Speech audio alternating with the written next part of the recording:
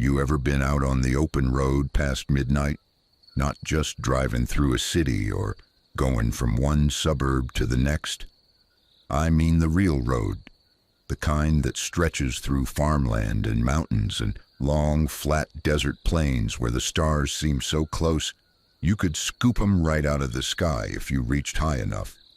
That's where I used to spend most of my time, behind the wheel of my old rig, watching the world slide by 1 mile at a time. Name's Carl, by the way. Carl Bennett. I drove trucks for a good 40 years, and let me tell you, I seen just about everything a man can see on this earth. Beautiful things, ugly things, strange things, and some things, well, some things ain't got no name at all. This story I'm gonna tell you, it ain't one I share often, not because I'm ashamed of it or anything like that. It's just, I don't want to spook folks, especially not kids. But you're grown now, and I figure if you're listening, maybe you've spent some nights in the dark yourself, wondering what's out there. So pull up a chair, get cozy, and if you hear a tapping at the window, don't worry, probably just the wind. This happened back in '94.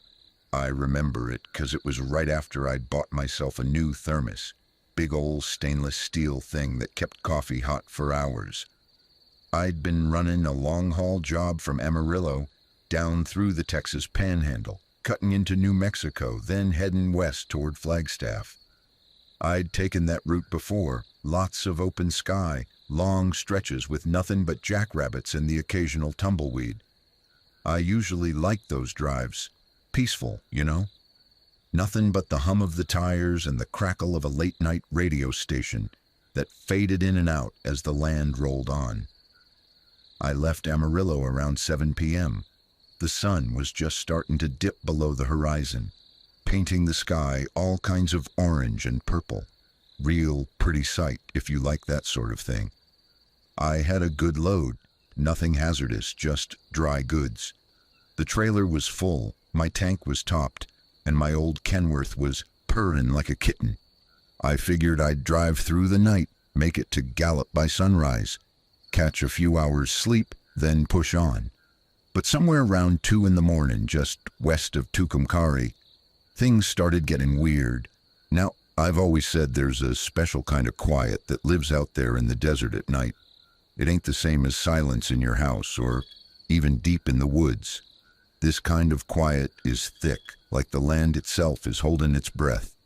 I'd just passed an old gas station, one of those beat-up places with a single pump and a flickering neon sign that said open, even though it clearly wasn't.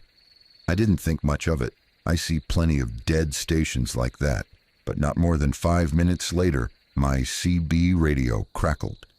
At first, I thought it was just static, but then I heard it, clear as day. "You missed your turn." It wasn't a voice I recognized, and it didn't sound like a trucker. It was low, real low, like someone whispering right in my ear, even though the radio volume was way down. I reached over, flipped the switch off. "Must be picking up interference," I muttered, but then I looked in my side mirror, and for just a second, I saw headlights behind me. Not far back either, maybe 30, 40 feet, real bright ones. But when I looked again, nothing, just the dark. Now, like I said, out there on those roads, things can play tricks on your eyes.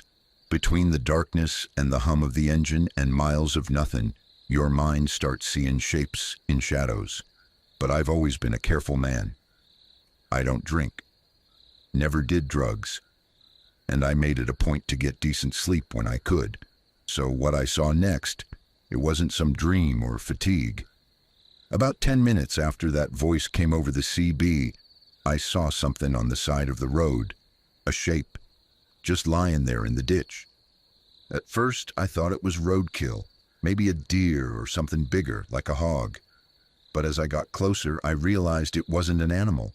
It was a man, lying still, face down, wearing a dark coat, no shoes. I slowed the truck, pulled over onto the shoulder, didn't get out right away, just sat there for a minute, engine idling, trying to make sense of what I was seeing. It was cold out that night, not freezing, but chilly enough. You wouldn't want to be lying in a ditch without shoes. I reached for my flashlight, cracked the door open, and stepped out.